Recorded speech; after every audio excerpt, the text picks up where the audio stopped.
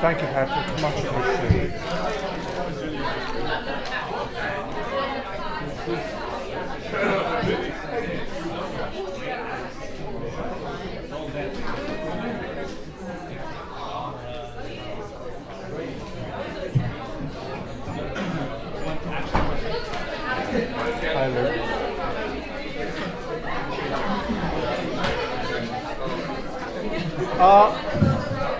Is there a, would you raise your hand if you're auditing this course? No other auditors? People who are just auditing? Okay. All good.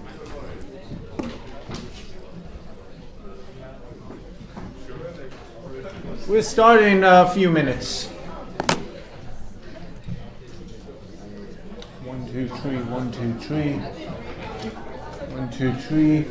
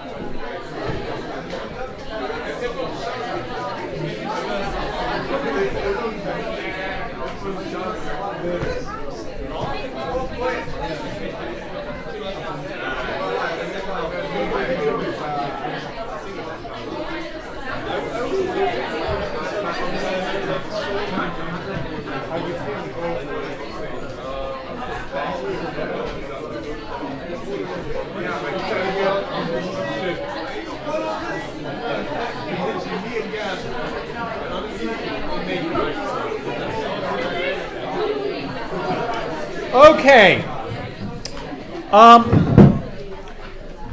Before moving on, let me recommend an event today at LSE.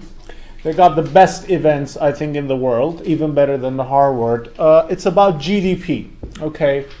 If you're interested, I think it really relates to our course in terms of how do we measure GDP? What is GDP? Yes, it is.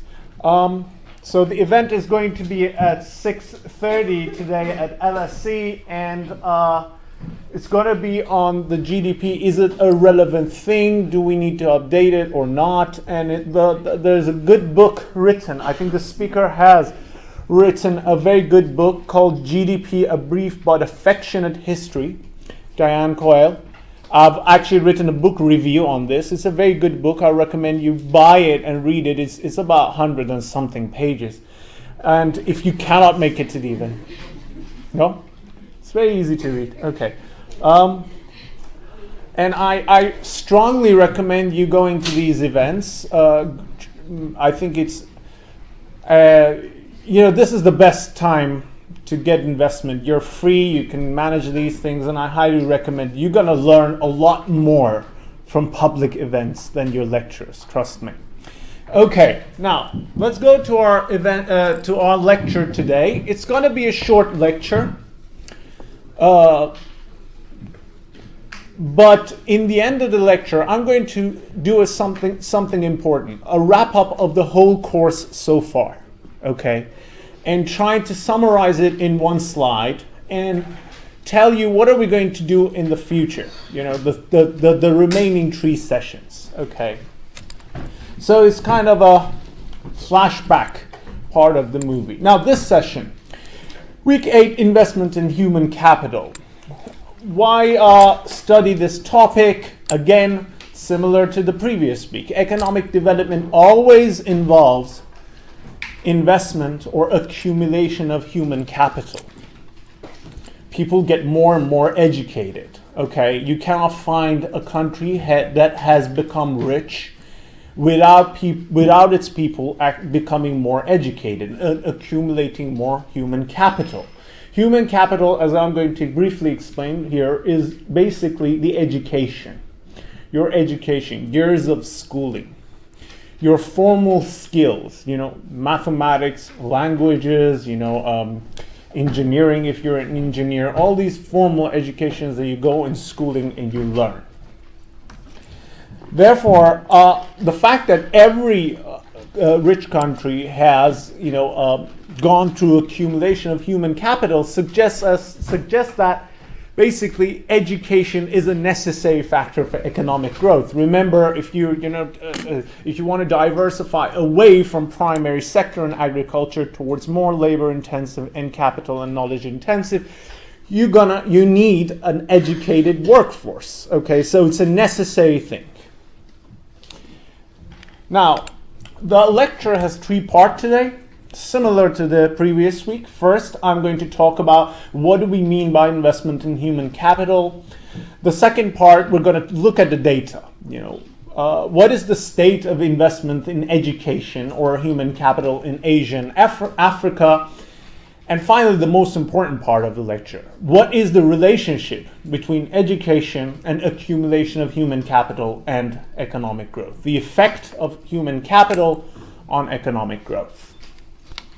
Let's start with the first part. What do we mean by human capital? What is human capital? So far, we have covered labor. Can you see this picture in the back? Yeah. So labor basically is the quantity of workers, okay? Physical capital, the machinery. Now human capital is what is inside the worker's head, the level of education. So it's not something separate. When we're talking about human capital, in a way we are separating quality of our labor from the quantity of the labor. So human capital is inside here, the level of education, formal skills, quantity, the labor. Any questions about this? No, the level of education, your years of schooling is human capital. Now, education is seen, is often confused, okay? Education in of itself, it's a goal, okay? Irrespective of whether it helps a country becoming economically rich or not. Education itself as an end is desirable, right? So it's good to expand education in a society, irrespective of whether it causes economic growth or not, whether it reduces poverty or not. So some people treat education as an end in itself. Now, in our course, we're mainly concerned about the second part, Is promotion of education a useful tool in order to increase, economic prosperity and reduce poverty? So we're treating here education as a tool, as a means to achieve another goal, which is economic growth.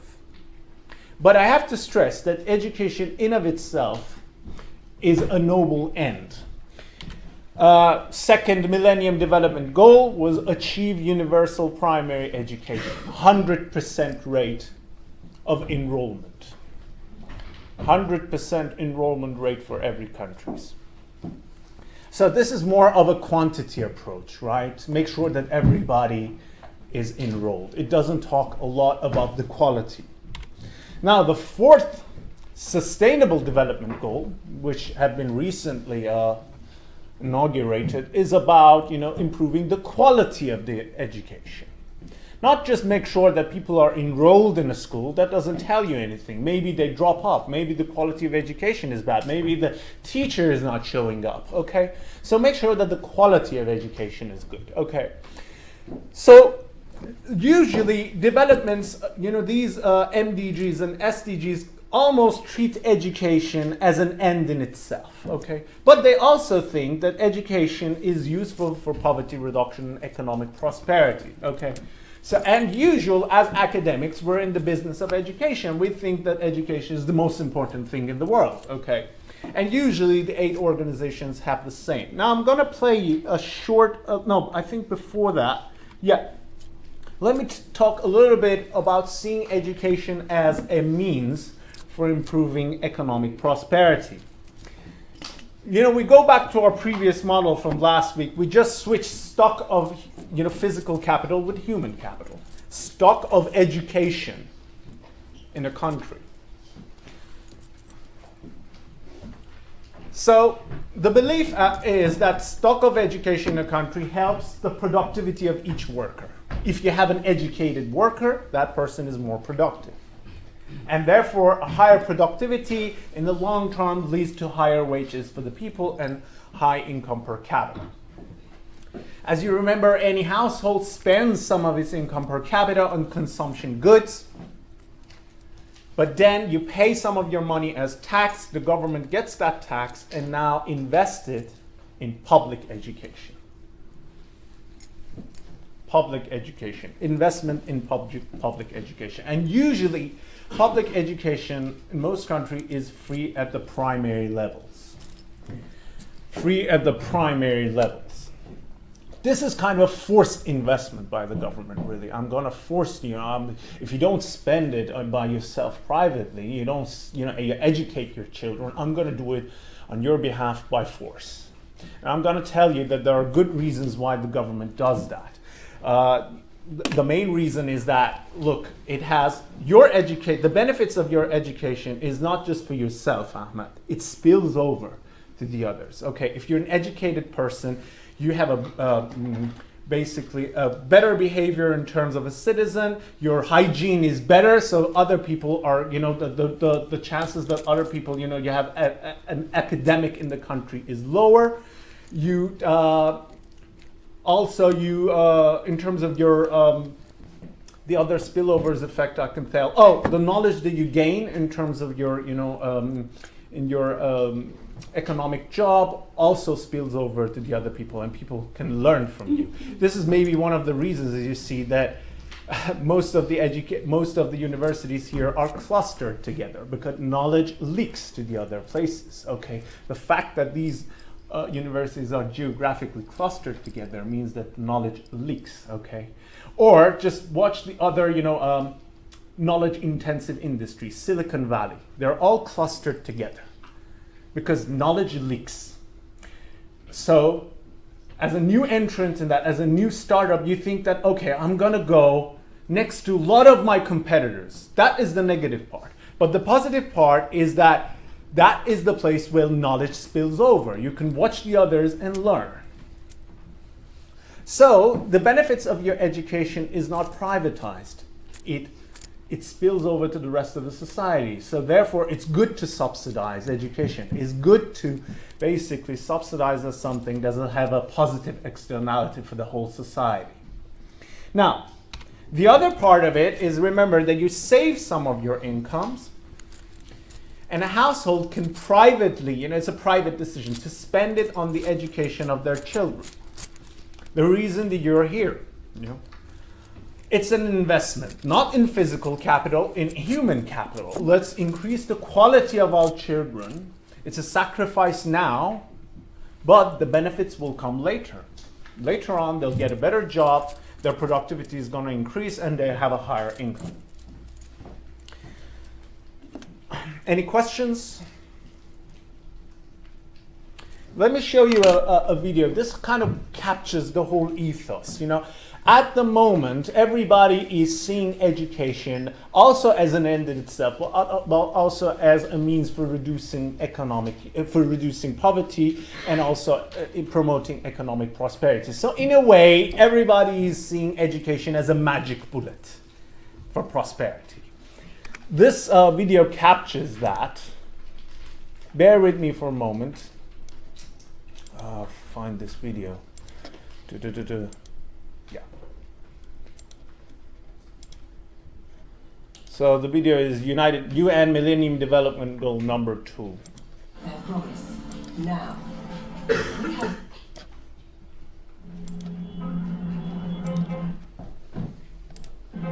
When so many people are hungry and dying, where do you start?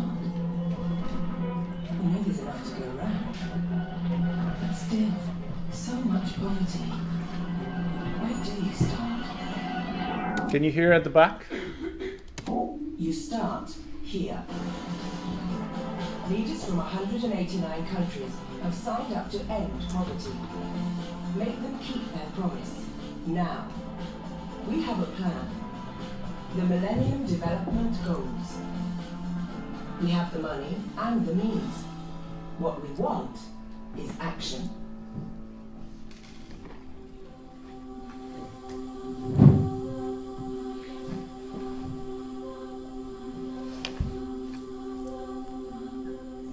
When I write about stars, I try and use them differently.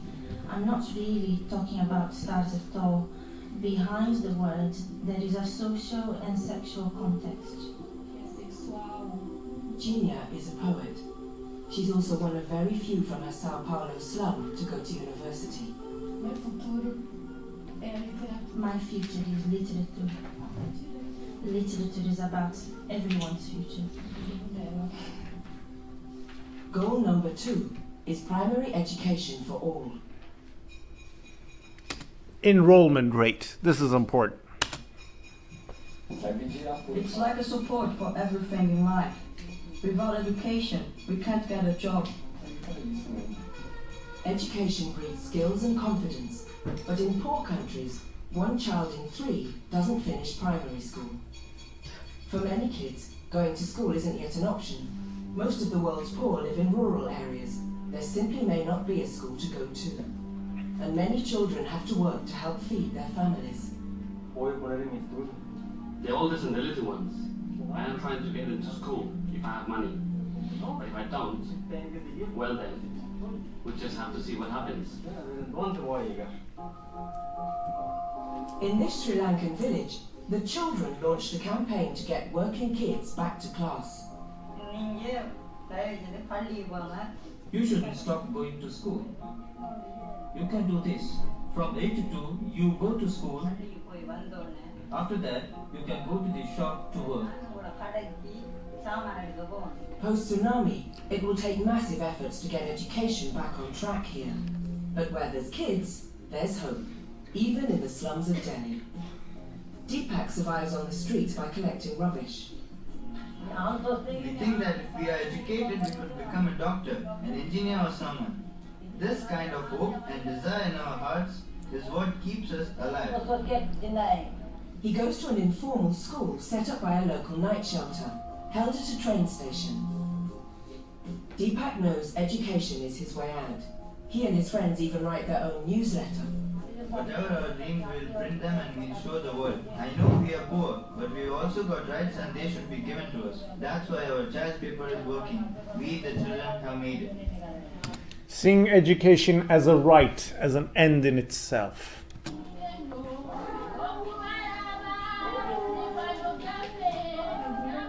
everything works out, I hope to become a nurse. Then I could still earn money even if I got married. Bear in mind, in rural area is a high opportunity cost for sending kids to the children, because alternatively they can work on the farm.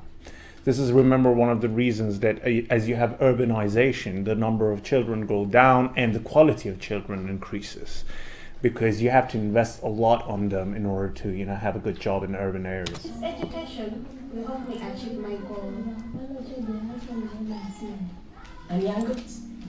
Educated women earn more and have fewer children with higher survival rates. They're more likely to educate their own children, including the girls. Investing in Goal 2 is investing in the future. Our poet sums it up. If I was the president, I would look into education because by providing better education, you are able to build up a nation. Goal 2. Primary education for all. The Millennium Development Goals. Make our leaders keep their promises. Or your money back. Okay, so you've seen the ethos of it. Education, education, and education. It's like a magic bullet. You can basically solve all the problems on the planet with better education. Now, let's move on. Okay, we have a crash here.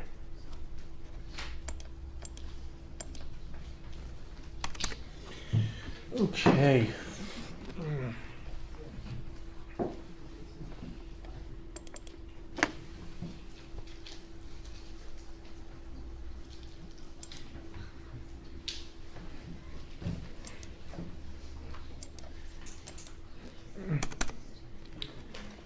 Bear with me for a moment. Okay.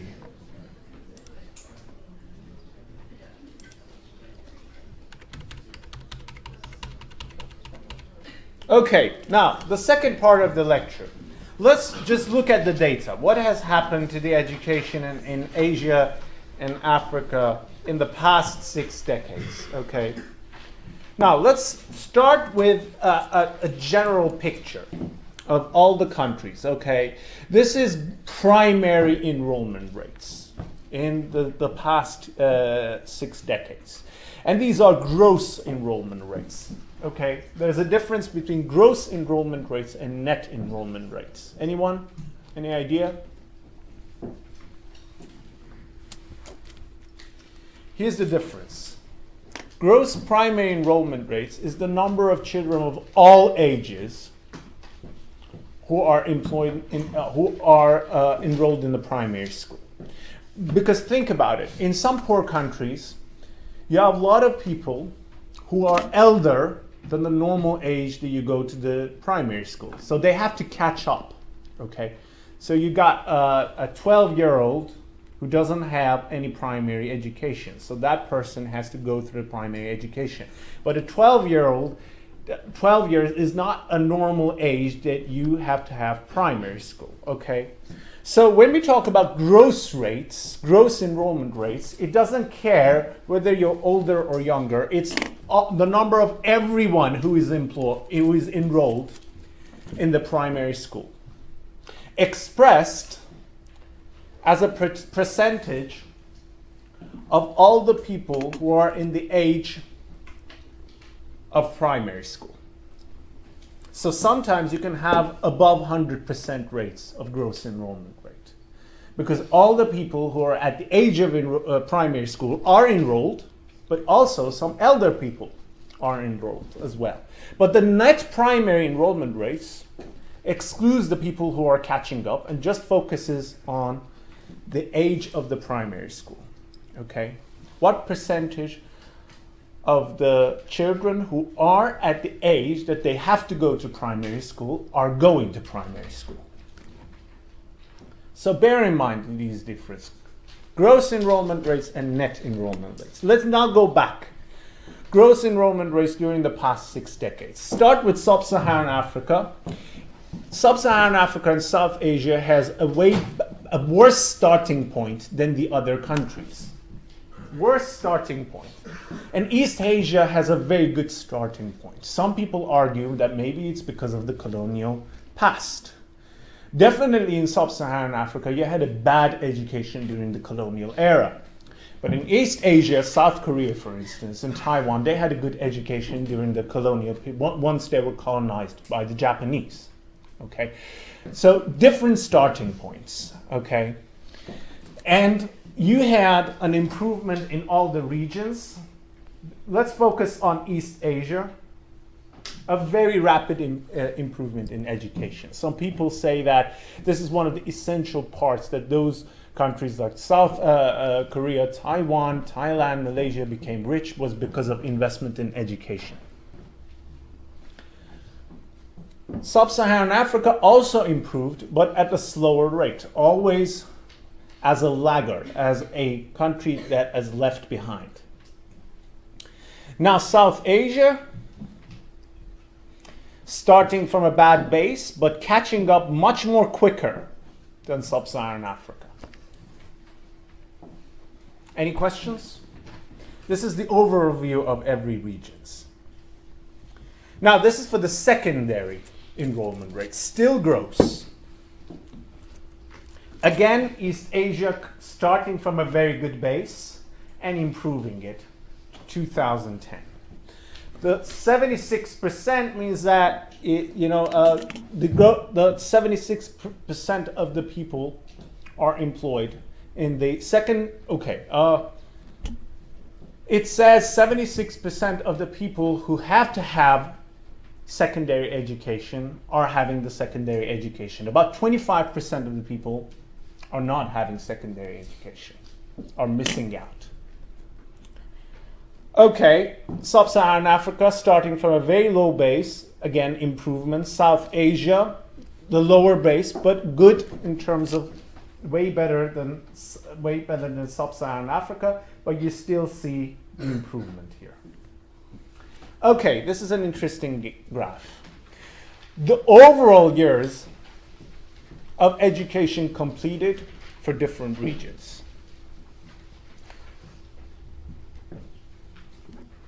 So basically, this graph says that if you pick an average person in Sub-Saharan Africa today, it has 2 years of formal schooling. South Asia, 5 years. East Asia, 6 years. And OECD, 10 years of formal schooling. So this is basically the accumulation of all the primary, secondary, and tertiary education. Tertiary education is university level education. Now this gives you, we also have to think, when we're talking about education, we also have to bear in mind a very important factor. That's a gender balance. Who's getting educated? Are the girls getting left behind or not? This gives you a flavor of gender balance in different regions. Ratio of girls to boys in primary and secondary education. As you can see, again, East Asia started from a better base,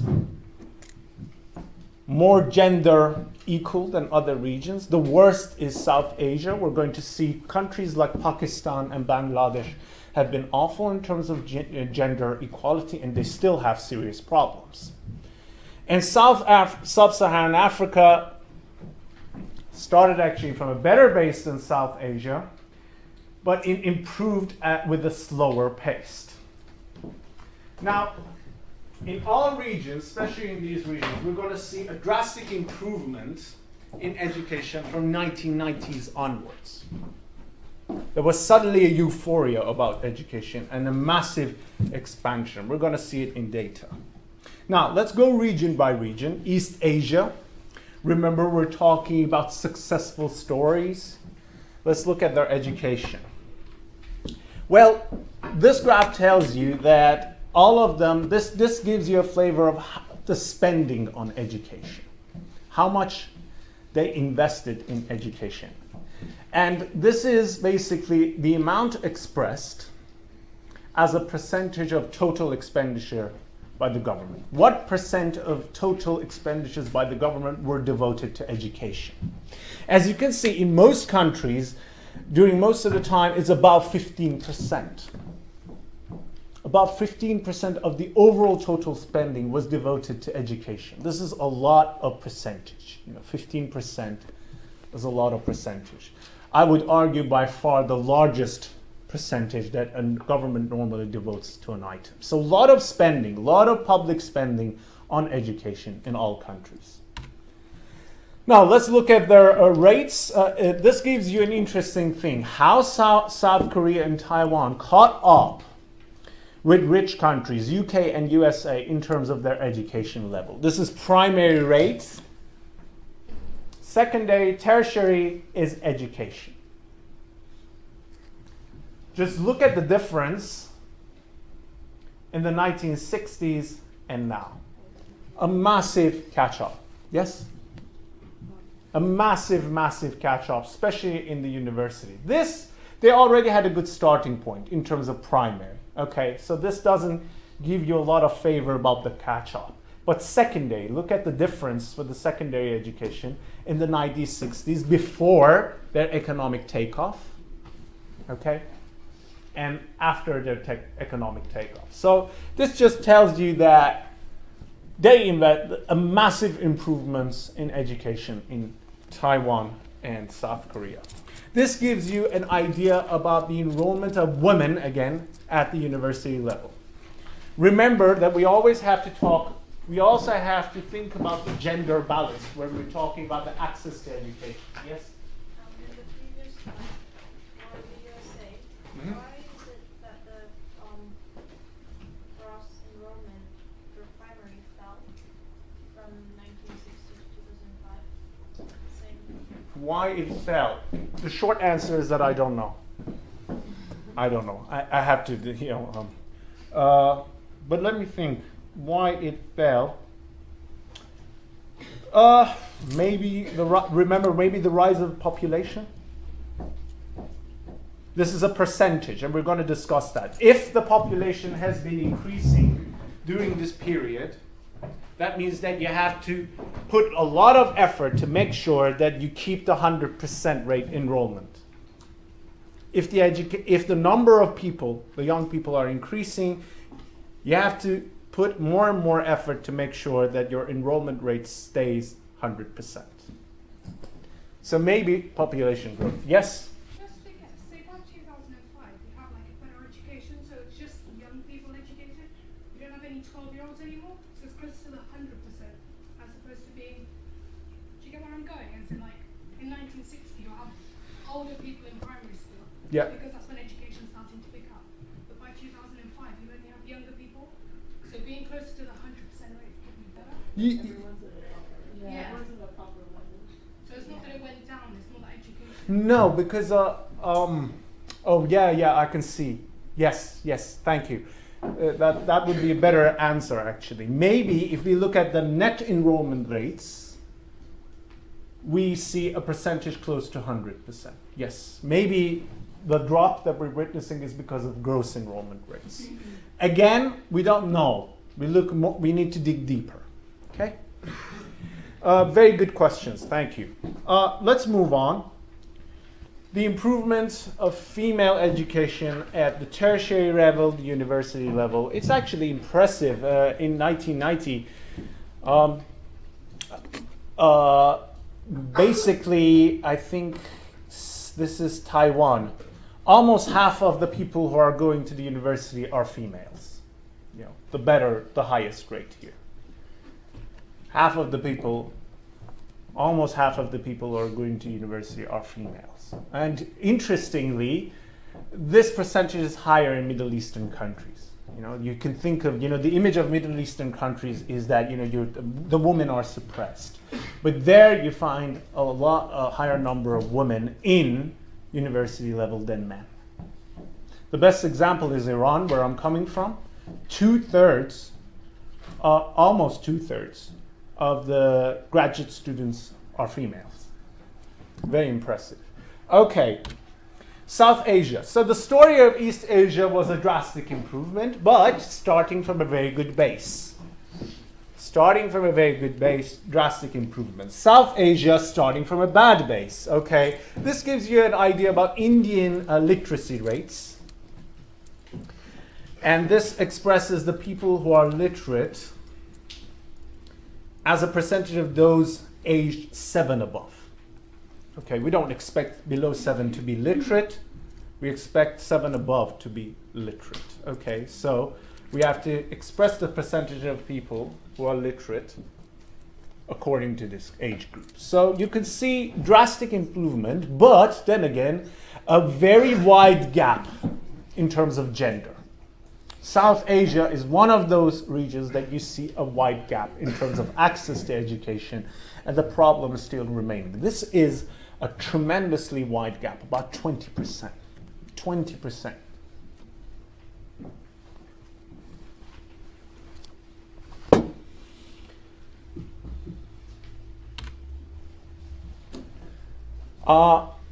This gives you an adult literacy rate in Bangladesh and Pakistan. Good improvement in Bangladesh. Again, percentage staying the same because the population is exploding.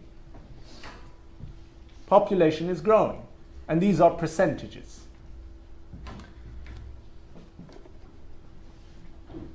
Pakistan, again, drastic improvement. Still, half of the people are illiterate.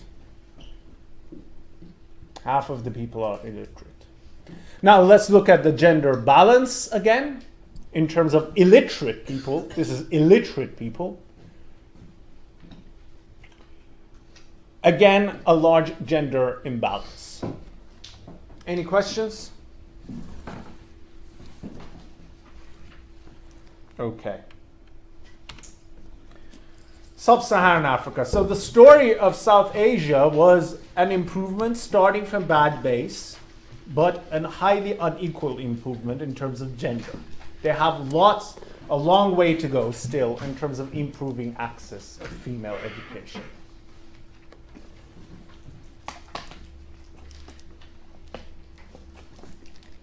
Sub-Saharan Africa, a tremendous improvement in education, especially in enrollment rates. Now, this is net enrollment rates, okay? Starting from a very low base, 52% in 1990. Remember, the MDG development goal was to increase the enrollment rate at the primary level to 100%. Everyone, universal education. Now, when we had 2015, everybody is talking about, the African failure, they didn't meet this goal. It was natural because they started from a very low base. They had a lot longer way to go than other regions. So it's very unfair to blame them. Now, if we look closer to data, and I'm going to show you, they have actually done a brilliant job in terms of improving education. But when we sing percentages and we ignore their bad starting place, we condemn them as failures unfairly. Now, remember that during all these periods, Sub-Saharan Africa was experiencing a massive population growth. Remember why?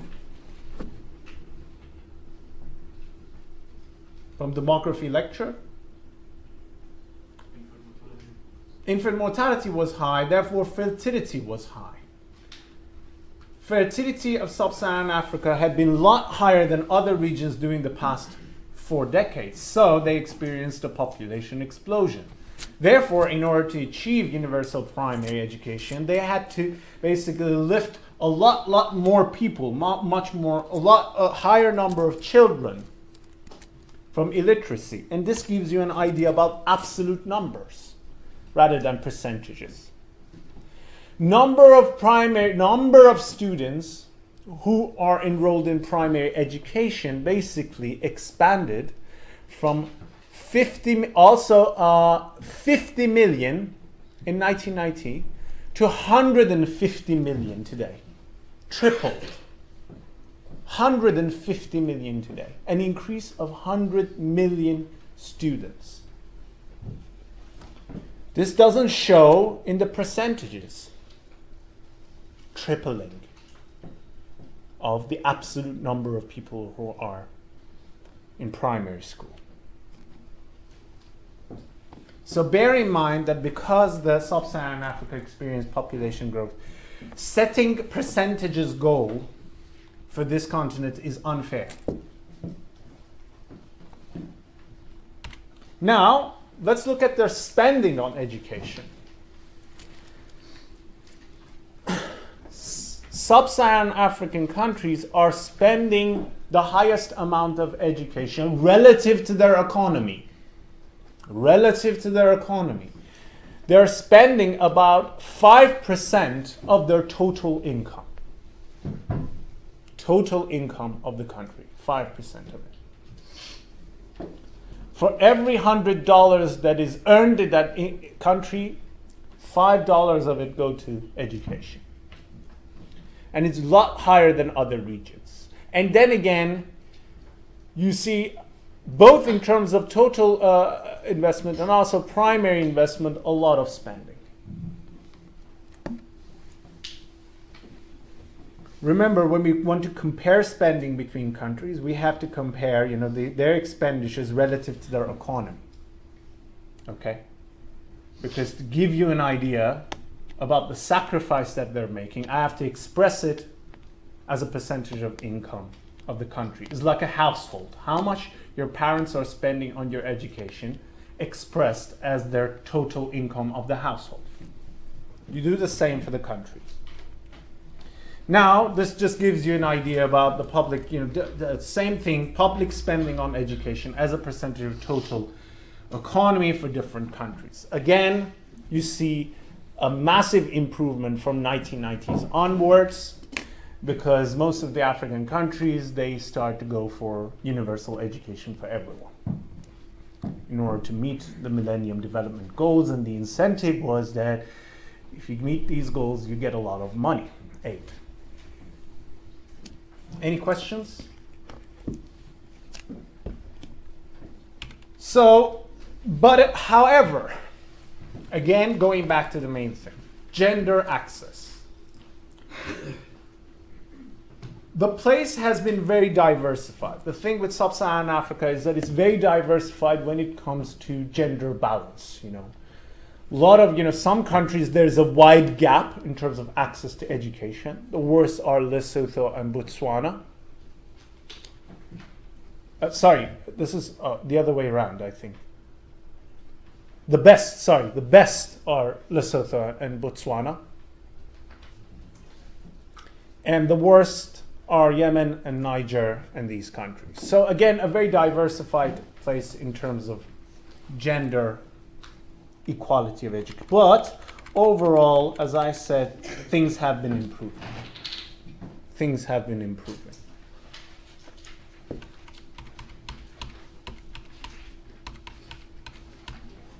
Now, the third part of the lecture, we're going to have a 5-minute break, and I'm going to talk about the effect of human capital on economic growth.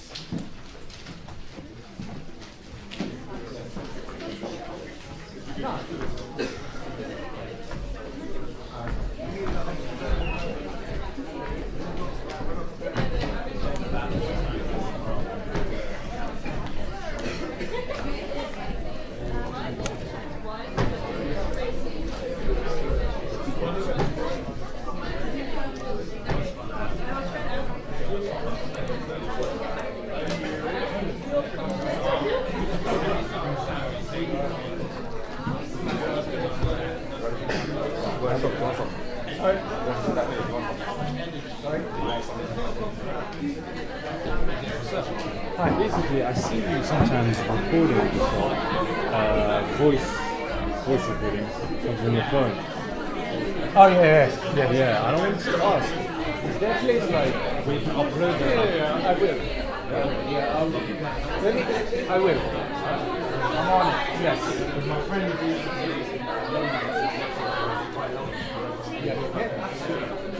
I'm on it. So what are you?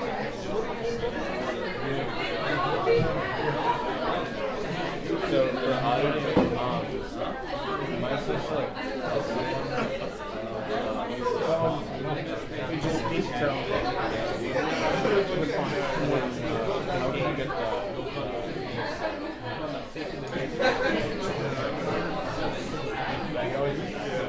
I'm very good at next time.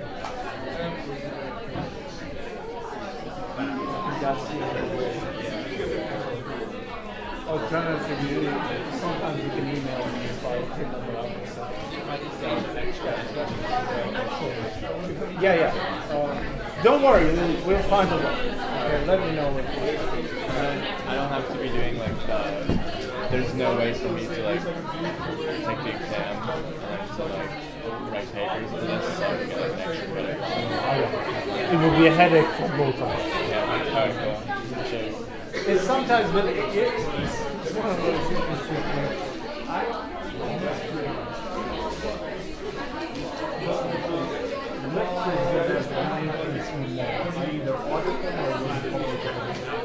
So it's kind of good. Sometimes it's good that you really audit without all those administrative things that you have to write and all that, because you approach them differently. Rather than the courses you have to do.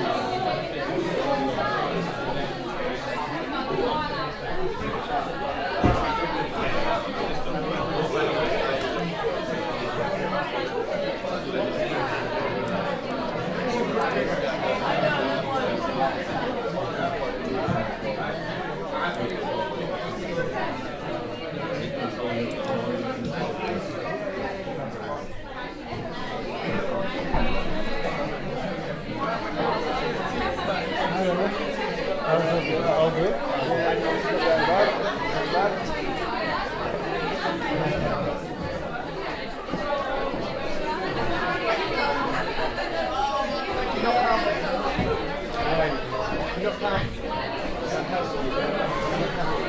Yeah, we didn't camp, but the fact that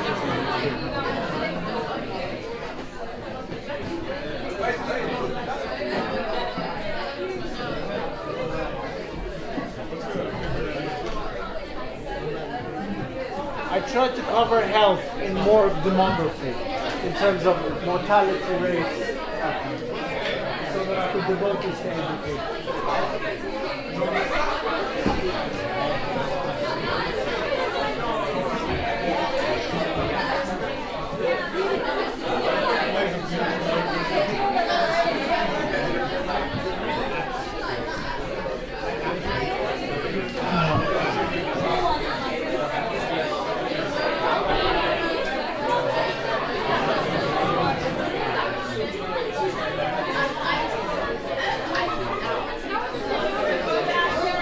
Okay, shall we?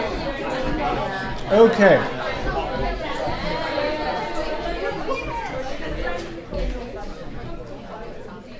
Okay. The third and the most important part of the lecture, what is the impact of investment in education, building human capital on economic prosperity? you have two schools of thought, education optimists and education pessimists. Let's start with optimists. Okay. The optimists say that, as we discussed, that education brings personal benefits to you. Okay. And the main benefits, the main economic benefits, economic gain is that, you know, when you're more educated, the probability is that you're more effective and you're more efficient in the economy. And then you can get and bargain and get a higher wage. So human capital per worker leads to higher production per worker and a higher income per capita. Education leads to skills. Skillful labor has, you know, higher wages. Okay. However, they say that education not only brings private benefits, but it also has social benefits. It spills over. Externalities, positive externalities, exactly like the other way of smoking. Your smoking not only harms you, but the societies, right? Other peoples have to take care of the bill. Because you get ill very early on, or you might also basically damage them as well directly. Education is the exact other way around. It has positive benefits. What are the benefits?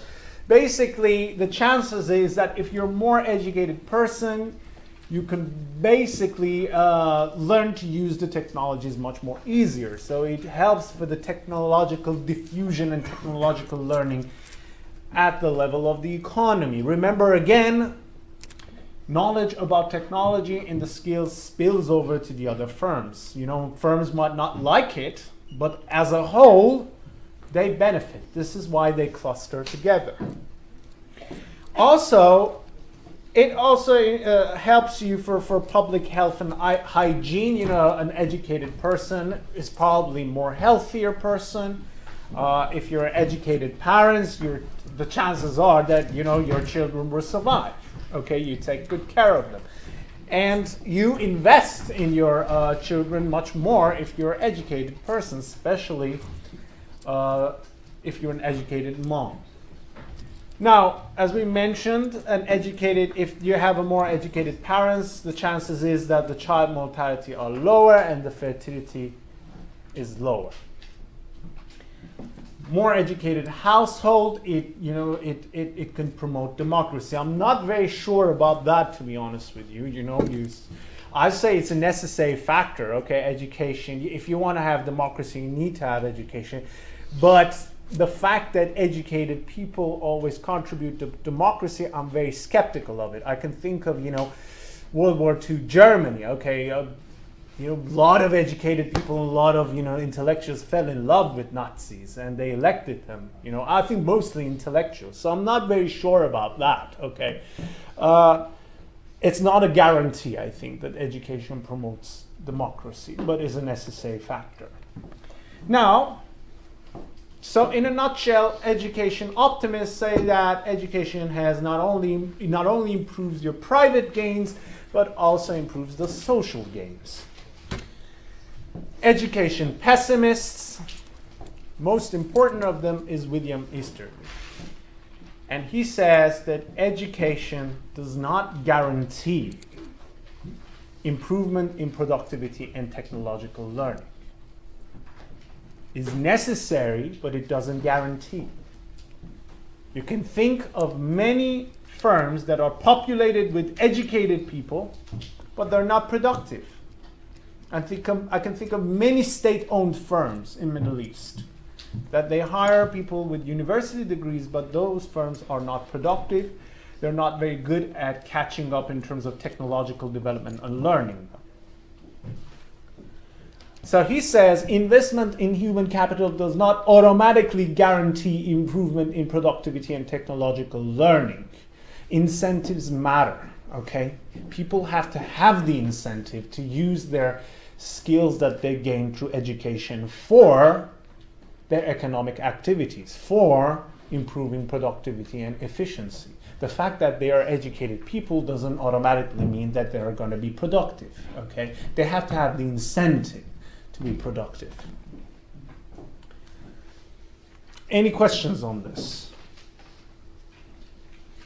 Now let's look at the evidence. Okay. Who's right? The preliminary evidence shows that William Easterly is right. Education pessimists are right. And he provides this piece of information. It says, let's compare East Asia with Sub-Saharan Africa between 1960 and 1985.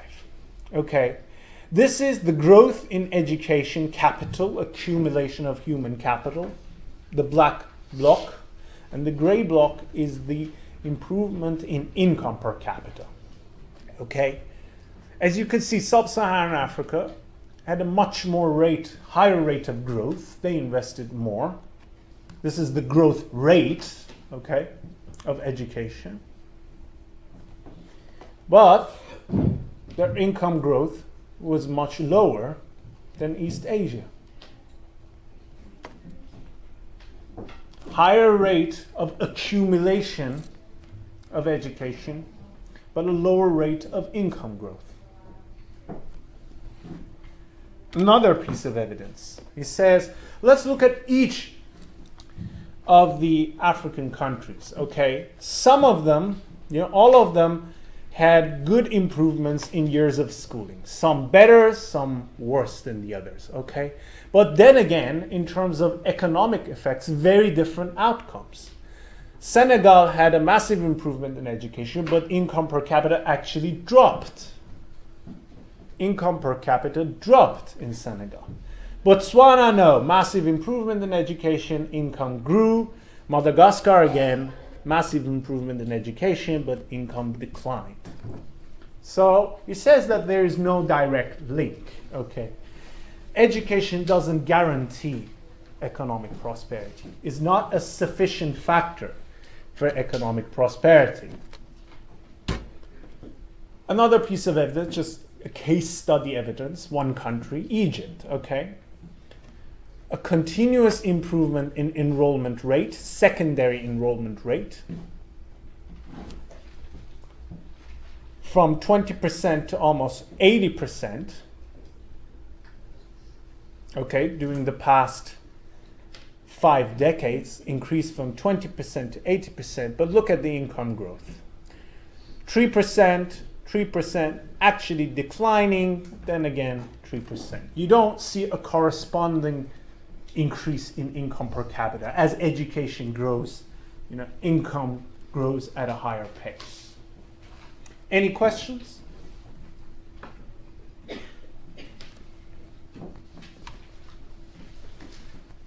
However, we need to be careful. All these measures that we're using does not say anything about the quality of education. This is one of the things that one of the main problems with this topic, education. It's very hard to measure it. What are you measuring? The number of people sitting in this class? Or the quality of the education that I'm giving you? Are you measuring the inputs? Someone just keeping track, the percentage of students who are enrolled? Maybe those people are not showing up in the classes. Maybe they enroll or they drop off. Maybe they enroll, the teacher doesn't show up. So you had all these problems, the measurement problems with education. It's one of those notoriously difficult things to measure. However, despite all these measurement problems, we're seeing that we use the same measurements for countries, but again, very different, very, very divergent outcomes in terms of economic performance. Same measurement for education, but very divergent performances in income per capita. So we can tell from the evidence that education does not guarantee economic success. However, it is necessary for economic success. You have to have it in order to economically become rich. But having an educated society doesn't guarantee economic growth. So education is a necessary factor, but not sufficient. Think of any country that has become rich. They invested a lot in education. I cannot think of a country that has become rich without investing in education. If you want to move on producing these, assembly of iPhone, to designing the software, to designing to do the marketing for this, okay, you need to have an educated workforce. Okay, now this is the most important slide of the lecture. It says, William Easterly says, look, if you want to ensure high rates of economic growth in the long term, don't just add up education for each worker. Make sure that your workers use their given set of skills for improving production and technological learning. In other words, use what you already have in an efficient way. To ensure long-term economic growth, instead of continuously lifting the skill level of your workers through education, make sure they, that means the workers, utilize their existing skills effectively towards improving production and technological learning. It's the exact same story with physical capital, if you remember. If you want to improve the production per worker, don't just add up physical capital. Make sure that they learn to use the machinery in an effective way. It's the same with education. If you want to improve the productivity of that person, don't just increase the years of schooling. Make sure that that person can use that skill to learn the technology and improve the productivity. So the firm learns the technology and the economy as a whole catches up. Again, this requires getting incentives right, okay? Think about two identical firms.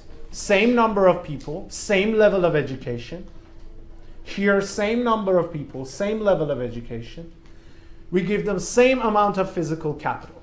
What one firm produces more goods than the other. Why? Because this firm had an incentive to use its educated workforce and physical capital in a much more productive way. Any questions?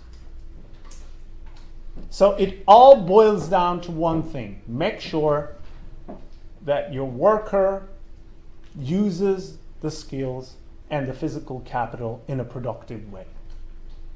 Then you have technological learning and you can catch up. Any questions? So therefore, we go back to our mantra. Is not about adding physical capital or human capital. It's about learning.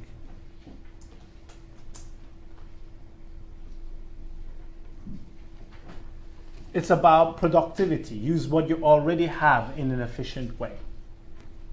That is the main source of economic growth. Technological learning. Organizational learning. And next week, I'm going to give you, I think in 2 weeks' time, the exact example of it with a case study of company, Samsung. Where did it start it? How did it caught up with other companies? Technological learning, organizational learning at the level of firm. Let's look at the data again, okay? This data shows you the growth in input per capita per worker in different regions. For instance, China, the income per capita, the growth in output increased by almost 1% per year per worker. This is per worker. Okay. Now, these tell you the contribution of each of these factors. Was the growth because of adding human capital, improving the years of education? Was the growth because of giving more machinery to the worker? Or was the growth caused by that worker effectively learning to use the machinery and the skills, technological learning? As you can see, education contributes very little to economic growth. Much less than the machinery and learning. If you see, for instance, in China, most of the growth is 6.8 during the last 4 decades. Most of these growth were caused by technological learning. Chinese workers use their given set of skills and machinery to learn. The Chinese GM learning to produce cars and manage the firms like the Americans, like the Japanese, and catching up. Second set of evidence for all the countries, still the same. Look at the education, contribution of education per capita to growth. Very little. The most important factor comes from learning. So you see the evidence is consistent with this. It's all about making sure that you use your inputs towards technological learning. Use your inputs efficiently. Any questions? Yes? Why did Africa become much less productive in 1970 through 2000? They lost productivity. Yeah. Think of a firm, again, 2 firms. You improve the machinery, you give more espresso machine to them, you improve their education, but doesn't guarantee that the production goes up. Does it or doesn't?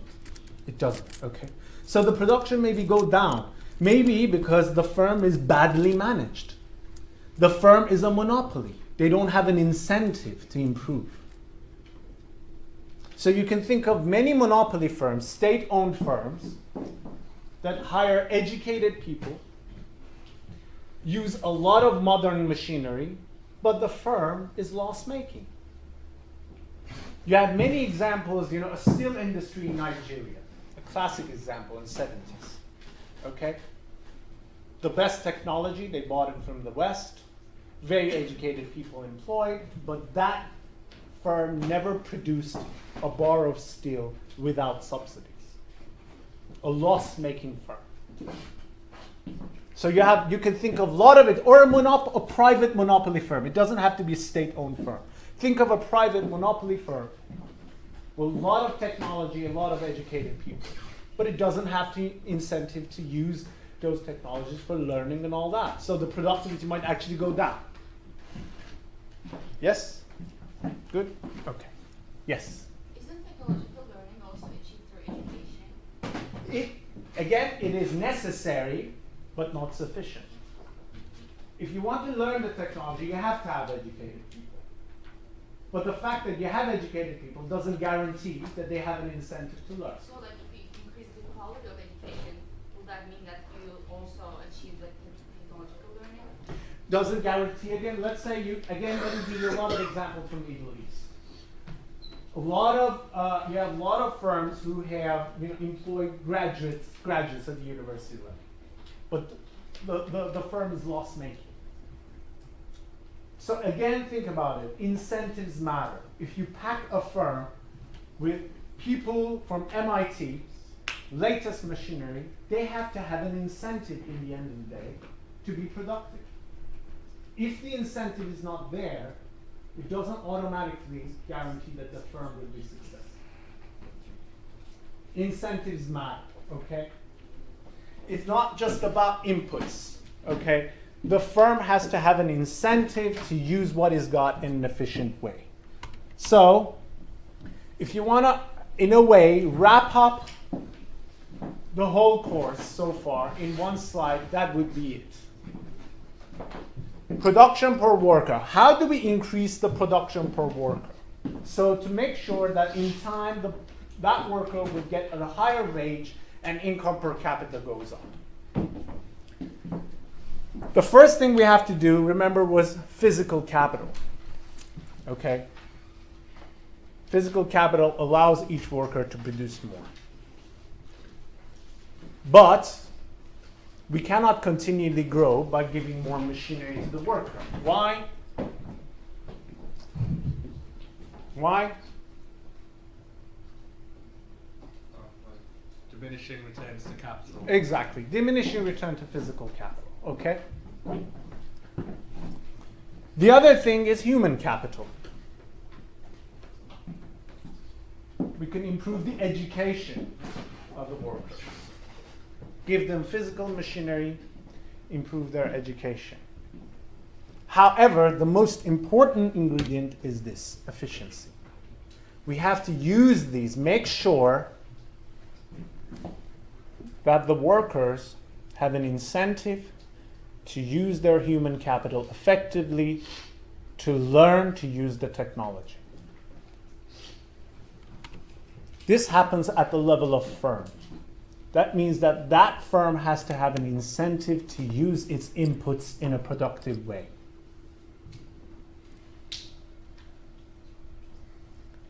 That firm has to have an incentive to use its inputs, its labor, its machinery, its human capital in a productive way. If there is no competition, if there is no incentive, if you've got a monopoly firm, then this doesn't increase. No matter the number of machines, no matter the number of educated people there. I can think of many inefficient firms like this. So the main thing is this. We need to make sure we get the incentives right. Now, the summary of this lecture. Very similar points to the previous one. Human capital is necessary for economic growth.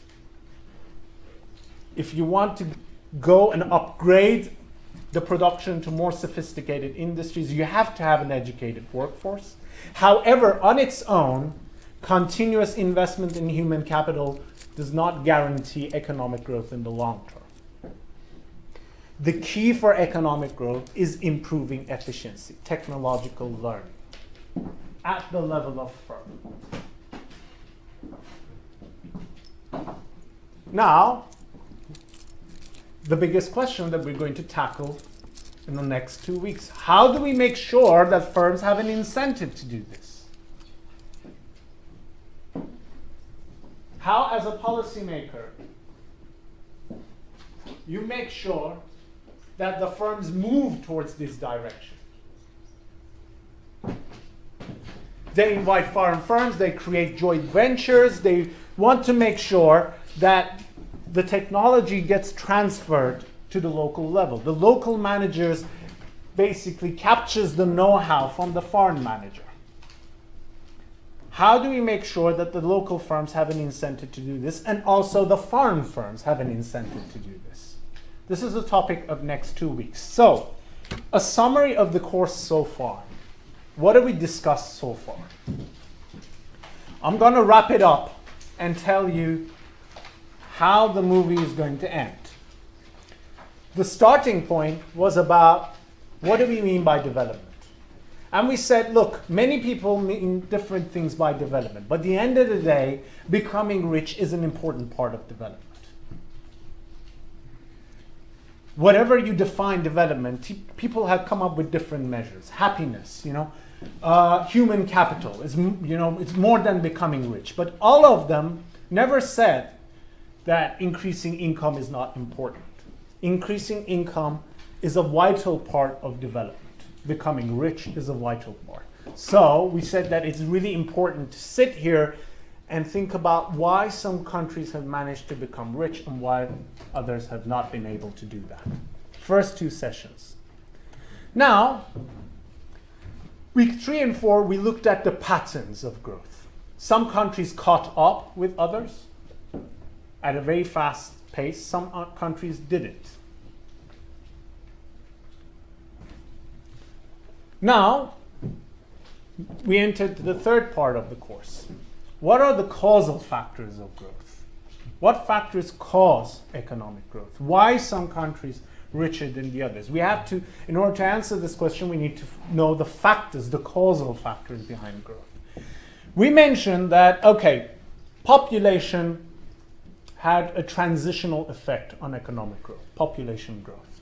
At the beginning, it was bad for the growth, but in the end, as you move on through your demographic transition, it can become good. It can be It could give you a demographic dividend. So it's transitional. Bad at the beginning, it can turn good. Now, this week we said that in order to grow, you need to have investment in physical capital. No country has become rich without accumulating physical capital, without its cities becoming modernized and using a lot of machinery. So you have to have this, but we said that it doesn't guarantee. Adding machinery doesn't guarantee economic growth because it's subject to diminishing returns. You have to learn to use that technology. Learning is important, not the physical, machinery. Here, we said the same thing about education. Accumulation of education is important. You need to have it. You need to have the skills. But in of its own, just improving the education of the workforce doesn't guarantee that you have a vibrant economy. In order to use your workforce in a more efficiently, you need to have firms that employ these and have an incentive to use these educated people in an efficient way. In that way, you ensure technological catch-up. Now, first, next 2 weeks, the big question: how, as a policymaker, a country can make sure that its firms have an incentive for technological catch-up? How do we can incentivize firms to move towards this direction? Two schools of thought, remember. Some say that just expose the firms to competition, free markets. They have an incentive to use their educated people and the machinery in an effective way. Just expose them to competition and open up your economy to foreign capital so you can invite the foreign technology. We're going to discuss this on week 9. Foreign trade. The other school says the exact opposite. It said, no, learning takes time. You have to protect your firms, support your firms first so that they can learn and then expose them to international competition. This is developmental states.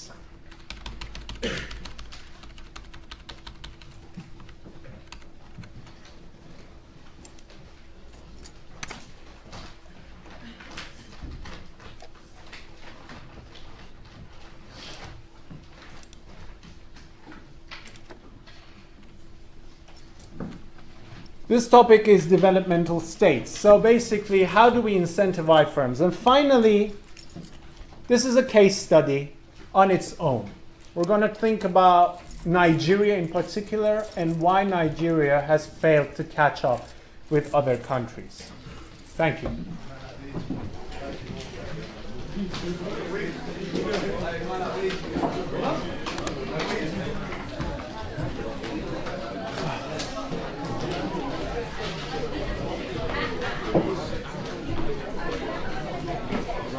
Yes. Do you maybe have like a couple of minutes time for some questions? Yes, but someone is Stefan.